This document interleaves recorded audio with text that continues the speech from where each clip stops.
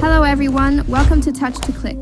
Today we will show you how to convert JSON file to PDF in a simple and quick way, so you can easily turn your data into a shareable document.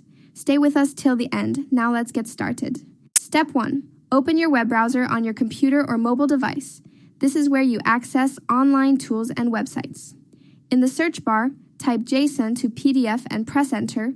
Then look for and click on the www.vertopol.com result to open the correct website, which provides an easy online conversion service. Step 2. Once the website opens, find the Choose File button or the drag and drop upload area on the screen, which is used to add your file.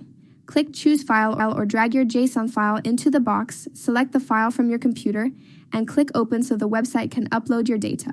Step 3. After the file is uploaded, click the Continue button to move to the next part of the process. This confirms your file is ready. Then click Convert, which starts changing your JSON file into a readable PDF format that is easier to view and share. Step 4. When the conversion is finished, look for the Download button on the page. This is used to save your file. Click Download to store the converted PDF file directly on your computer so you can access it anytime. Thanks for watching, and don't forget to subscribe to the Touch to Click channel for more helpful videos like this.